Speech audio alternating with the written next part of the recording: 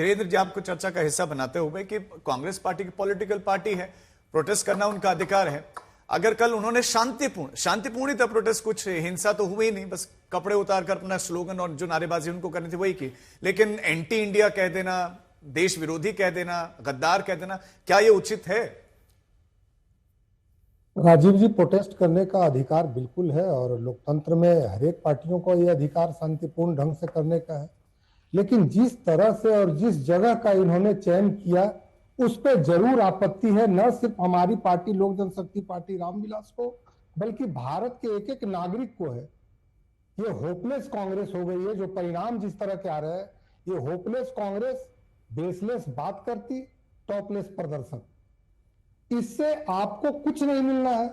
AI के माध्यम से आप बोल रहे हैं कि यहाँ पे कुछ नहीं हुआ है। मैं तो कहता हूं कि ऐसे समिट पहली बार हुआ, हर 6 महीने पे होना चाहिए। क्या आपको इस बात की दिक्कत है कि जो हमने वादे किए हैं करोड़ों लोगों के युवाओं को नौकरियां देने की, वो इससे पूरे होते हुए दिख रहे हैं? आपने सेल्फ एल्टमैन की बात की, सेम एल्टमैन की, तो उन्होंने भी स्वीकार किया है कि भारत एआई के क्षेत्र में बहुत आगे बढ़ा है। या जिस तरह से डेटा सेंटर के माध्यम से जो बजट में प्रोविजन हुआ है, उससे जिस तरह के जॉब क्रिएशन होगा, उनको ये भय लग रहा है कि आने वाले चुनाव में जो ये वादा करके गए हैं एनडीए के लोग, वो पूरा होता हुआ दिख रहा है। और अगर नहीं ऐसा होता तो एंथ्रोपिक जैसी कंपनी यहां पर भारत में क्यों अपना बेंगलोर में ऑफिस खोलती? ये इस चीज को ये समझ रहे हैं बहुत अच्छे से, और तभी जाकर के ये इस दुनिया के नजरों में भारत में कानून व्यवस्था नहीं है, इस तरह का एक परसेप्शन क्रिएट करना। लोकतंत्र पहले भी बोला था कि दुनिया के कभी प्लेटफॉर्म पर जाकर के राहुल गांधी जी कि यहाँ के लोकतंत्र के बारे में लोगों का सोच और आस्था कमजोर हो रही है, कहीं इसका धीरेन्द्र जी, इस बीच में एक पोस्टर सामने आया है, जिसमें वो पोस्टर दिखा भी रहे हैं, लड़ेंगे और जीतेंगे, और इसमें महात्मा गांधी दिखाई दे रहे हैं और ऊपर लिखा है शर्टलेस कांग्रेस। ये पोस्टर है, महात्मा गांधी की तस्वीर है, क्योंकि वो भी ऐसे ही लड़ा करते थे, और लड़ेंगे और जीतेंगे। शिवम, इस पोस्टर पर आपकी क्या प्रतिक्रिया रहेगी? हाँ, इंडियन यूथ कांग्रेस ने भी इस पोस्टर को लगाया है, और महात्मा गांधी, मतलब नाम भी नकली इंपोर्ट और गांधी जी के विचार भी नकली तरीके से इंपोर्ट। गजब कहानी है भाई। मतलब जो देश के लिए लड़े, जो स्वाधीनता के लिए लड़े, जो भारतीय प्रोडक्ट्स के लिए लड़े, जो भारतीय परिधानों के लिए लड़े, जो भारतीय सूत के लिए लड़े, उनसे कंपैरिजन करके आप बता रहे आप ना असली गांधी हैं और आप ना असली देशभक्त हैं। मैं ऐसा मानता हूं कि इस देश के लिए लड़ने वालों, अभी तो कल तो उनको देश विरोधी हैं, कल तो भगत बिल्कुल देश विरोधी हैं। आपको क्या लगता है देश विरोध का अर्थ क्या है? जो आतंकवादी दूसरी तरफ से खड़ा होकर गोली मार रहा है, सिर्फ वही देश विरोधी और आतंकवादी नहीं है। वो तो कह रहे हैं कि आपने मजबूर किया, आप संसद में नहीं बोलते हैं, आप सड़क पर नहीं बोलने देते। वो तो यही कह रहे हैं कि हम कहां बोले भाई। अच्छा, हमने शांतिपूर्ण तरीके से तो बोला है। तो आपने उनको बोलने नहीं दिया क्या? प्रियंका जी को मुझे बताइए। आप आज तक की जो डिबेट हुई है, नहीं तो 22 घंटे जो आज तक ने डिबेट करी है, अंजना जी ने और उससे पहले साहिल जी ने और आपने, मतलब 22 घंटे आपने कांग्रेस के प्रवक्ता को बोलने ही नहीं दिया ट्रेड डील पर। फिर डिबेट कैसी हुई? इसका मतलब बोले। अगर राहुल गांधी 45 महीने ट्रेड डील पर बोले हैं ऑन रिकॉर्ड, इसका मतलब बोले। जब बाहर खड़े होकर पीएम इज कॉम्प्रोमाइज का पोस्टर लेकर खड़े हुए थे, इसका मतलब बोले। लेकिन हिंदुस्तान के सामने तो बोलना ही नहीं था ना। अपमान करना था देश का, बेइज्जती करनी थी देश की, देश के खिलाफ एजेंडा चलाना था, वो चला दिया। क्योंकि देश में तो सब जगह वो बोल पाए, देश के विरोध में बोलना था, उन्होंने बोला लगातार। इसलिए बात बहुत साफ है, गांधी के उस पर तो कभी चल ही नहीं सकते ना चले। जैसे नाम जो है नकली है, ऐसे काम भी नकली है और राष्ट्रहित भी नकली है। प्रियंका, मौका तो आप लोगों ने दिया, आज बीजेपी बोल रही है, मौका तो आप लोगों ने ही दिया है। आप स्वीकार कर रहे हैं कि एक रणनीतिक भूल हो गई है आप लोगों से? शिवम त्यागी जी ने आज गांधी जी की बड़ाई की, तो मैं तो पूछने वाली हूँ कि एक बार गोडसे जी मुर्दाबाद भी बोल दें, वो भी बोल देते तो वो पूरा कंप्लीट हो जाता, पर वो नहीं बोल पाएंगे, खैर की मजबूरी है। लेकिन इसमें जो तस्वीर है गांधी जी की, एक चीज तो है भाई, ये कांग्रेसी बस जिंदाबाद और मुर्दाबाद में ही लगे रहते हैं जीवन भर। ये राहुल गांधी ने ऐसी ट्रेनिंग दे दी है कि राहुल गांधी खड़े हो तो बस जिंदाबाद मुर्दाबाद करते रहिए। ये डिबेट पे जिंदाबाद मुर्दाबाद करने आए हैं क्या? गजब कहानी है भाई। मैं नहीं आया जिंदाबाद मुर्दाबाद करने। अरे बोल दीजिए ना गोडसे मुर्दाबाद, बोल दीजिए। मैं कह रहा हूं, मैं बिल्कुल नहीं आया, मैं आया ही नहीं भाई, मैं आया ही नहीं। अरे गोडसे मुर्दाबाद बोल दीजिए ना। नहीं, इन बेचारों की परेशानी यही है, एआई समिट पर फंस गए हैं, देश विरोध में फंस गए हैं, तो जिंदाबाद मुर्दाबाद में लगे रहिए। गोडसे मुर्दाबाद नहीं बोल पा रहे, चलिए छोड़े जाइए। ये देखिए एआई में देखिए कहां पहुंच गए हैं ना आप, जो जिसमें गांधी जी हैं, और गांधी जी हाँ गांधी जी हैं, धोती पहने अरे हुए गांधी जी और हैं, ये कोई नकली नाम रखने से गांधी के हाँ। वो वंशज थोड़ी हो जाते हैं भाई, नहीं होते। अरे गोडसे मुर्दाबाद बोलिए ना, गजब गोडसे कहानी है मुर्दाबाद। मतलब डिफेंस बचा नहीं, राहुल गांधी ने अपने जिद्दी होने के कारण कांग्रेस के प्रवक्ताओं बाउंसर आया उधर से, बाउंसर का जवाब दीजिए। कोई बाउंसर नहीं है ये, बिल्कुल कोई बाउंसर नहीं है, कोई बाउंसर है ही नहीं है। ये इतनी सी बात है कि महात्मा गांधी के देश में नकली गांधी देश के खिलाफ गद्दारी करते हुए देश को बता रहे हैं। बताइए जरा। पहले गांधी जी का मारने वाले गोडसे को मुर्दाबाद कोई नहीं, अरे गजब बात हो गई। भारतीय जनता पार्टी 80 में पैदा हुई है, मारने वाले, जीतने वाले, हारने वाले, सीधा बताइए ये जो देश से गद्दारी कर रहे हो, इसके लिए कहीं बाहर से, सोरोस से, चाइना से पैसा वैसा मिलता है क्या? शिवम एक मिनट, नहीं, अब उन्होंने पैसा कहा था वैसा आपसे मिलता है क्या? मुर्दाबाद बताइए। बोलने के लिए, आपने नहीं बोला, तो अब उनको पूरा 1 मिनट, अपनी 30 सेकंड में अपनी बात कंप्लीट कीजिए। वो नहीं बोल रहे हैं, आप अपनी बात रखिए आगे। ठीक है, मैं देखिए सिर्फ इतना कहना चाहती हूँ, ये जो तस्वीर है जिसमें गांधी जी ने पहन रखी है सिर्फ धोती और एक अंगोछा डाल रखा, ये भारत की तस्वीर है। उन्हें कोई परहेज नहीं था, उन्हें कोई शर्म नहीं थी कि कोई उन्हें क्या कहता है। विंस्टन चर्चिल ने उनको क्या कहा था, हाफ नेकेड फकीर कहा था जब वो गए थे बकिंगम पैलेस में। लेकिन उन्हें कोई डर नहीं था, क्योंकि वो अपने देश को रिप्रेजेंट कर रहे थे। अगर देश की जनता गरीब है तो उनको ऐसे रहने में कोई दिक्कत नहीं थी। आज की तरह प्रधानमंत्री की तरह 10 सूट बदलने वाले नहीं थे वो, कि हर एक जो है इवेंट के लिए एक नया सूट। अरे भाई, आप अमीरों के होंगे प्रधानमंत्री, ये गरीबों के नेता थे।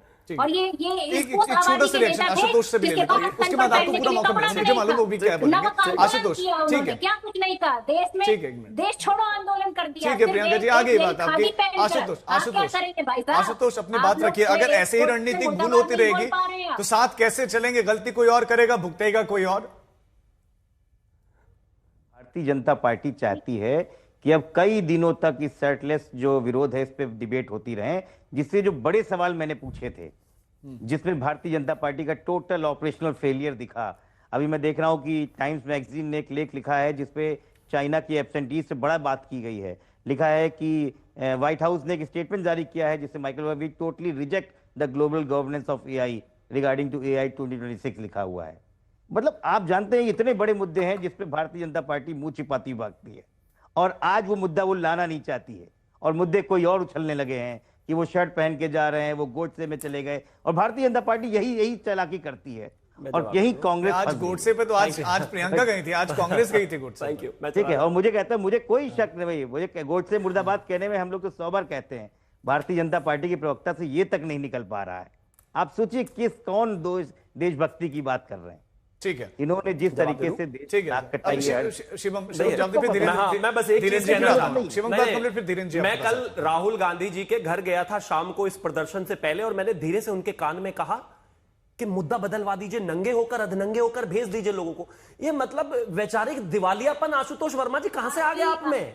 मैं कहता हूं क्या मुद्दा बदलने के लिए भाजपा कहती है? उन्होंने मुद्दा बदल दिया। अरे अपने पार्टी के नेता की तो लाइन लीजिए।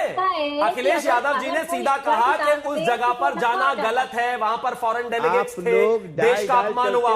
मायावती जी ने कहा देश का अपमान हुआ, मनोज झा ने कहा देश का अपमान हुआ, और प्रवक्ता अपनी नई माहौल चला रहे। अरे सीधी बात है भाई, अगर राहुल गांधी भी भाजपा के कहने से चल रहे हैं तो उनका इस्तीफा दिलवा के किसी और को एलओपी बना दीजिए। मैं इंटरप्ट करने की इजाजत किसी को नहीं है, जिसका टर्न आ रहा है वो बोले। प्रियंका और आशुतोष, आप दोनों को मैंने समझ दिया है।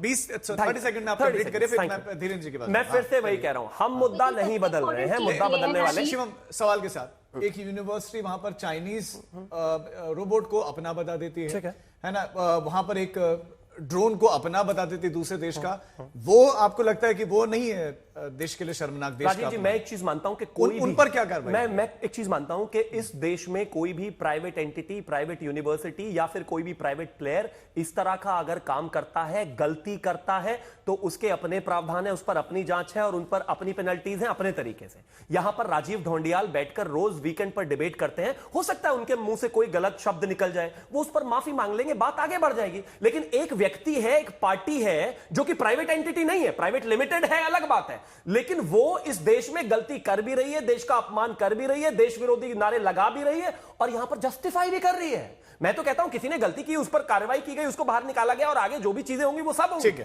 लेकिन ये जो पॉलिटिकल पार्टी है जो अपने आप को देश की सबसे पुरानी पार्टी बताती है, आजादी में लड़ने वाली पार्टी बताती है, आज उनके मन में इतना जहर है इस देश के प्रति कि वो इस देश का अपमान करने में भी पीछे नहीं हट रहे और जस्टिफाई भी कर रहे हैं उसको। ठीक है धीरेन्द्र जी, लेकिन गोडसे मुर्दाबाद तो होगा ना। एक मिनट, मैं अभी धीरेन्द्र जी बहुत देर से खामोश है। धीरेन्द्र जी आपकी बात आ जाए। क्या जो गुस्सा, मतलब ये भी आरोप लगाया जा रहा है कि जो गुस्सा है, जो एंटी इंडिया कहा जा रहा है, जो देश विरोधी कहा जा रहा है, वो एक्चुअल में जो है भटकाने के लिए का जो है प्रयास किया जा रहा है, क्योंकि इतने सारे सवाल समिट से उठाए गए थे, कांग्रेस आरोप लगा रही, तो ये नकली गुस्सा है जो जाहिर किया जा रहा है।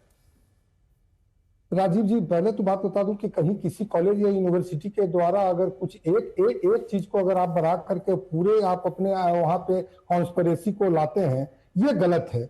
दूसरी बात है कि अगर आप आइडियाज को की बात करते हैं तो जॉर्ज सोरोस के आइडियाज को आप भारत में ला करके क्या कहना चाहते हैं, बताइए। ये शर्म की बात है कि नहीं है? गांधी जी ने, कांग्रेस पार्टी ने, और अभी आशुतोष जी ने कहा, गांधी जी ने एक बार कपड़े उतार दिए थे तो उतार दिए थे, दोबारा उन्होंने नहीं पहना था कि प्रदर्शन किया और फिर से उन्होंने अपना पैंट और सूट डाल लिया था। तो और दूसरी बात है कि गांधी जी की हत्या के बाद कि गॉड से मुर्दाबाद कहो, गांधी जी की हत्या एक बार हुई, लेकिन इंडिया गठबंधन के लोग और कांग्रेस के लोग उनके विचारों की हत्या रोज कर रहे हैं। उन्होंने जब गांधी जी ने कहा था कि दलितों के घर में कोई भूखा न रहे, और जब यही 5 किलो अनाज दिया जा रहा था, तो ये लोग विरोध कर रहे हैं कि वोट देने के लिए कर रहे हैं। क्या ये गांधी के विचारों की हत्या रोज नहीं कर रहे हैं? तो इस तरह के कारनामे जो कर रहे हैं, और जब लोगों ने आपको रिजेक्ट किया है तो उसके चलते आप कहीं ना कहीं मोदी जी को रिजेक्ट करेंगे, मोदी जी की बातों को आप अवहेलना करेंगे। आपके देश के लोगों ने आपको नकारा है, और आपको देश के लोगों ने जब नकार दिया तो आप सत्ता में रिलेवेंट नहीं अब रह सकते हैं, न भारत में रिलेवेंट रह सकते हैं। प्रियंका, ये सत्ता पक्ष की तरफ से भी आरोप लगाया जा रहा है कि ये जो कुछ हुआ प्रोटेस्ट, वो राहुल गांधी की रजामंदी से हुआ। तो सबसे उपयुक्त व्यक्ति आप ही बताने के लिए, क्या राहुल गांधी की रजामंदी से हुआ है?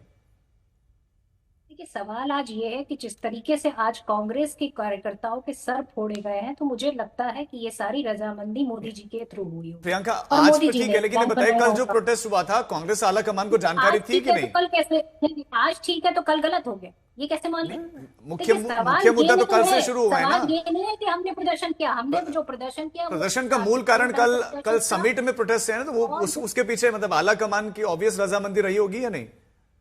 नहीं, आज भी तो आला कमान की जो है रजामंदी रही होगी। जिस तरह से सर फोड़ा जा रहा है, अब आप सवाल से बच रहे हैं, पत्थर डाला जा रहा है, ये होगा। पहले शिवम त्यागी जी बता दें। ये मैं पूछ लूंगा, ये मैं शिवम से यही सवाल, यकीन मानिए मैं यही सवाल पूछूंगा, लेकिन आप बताइए ना, आला कमान, कांग्रेस आला कमान की रजामंदी से हुआ कल का प्रोटेस्ट या नहीं?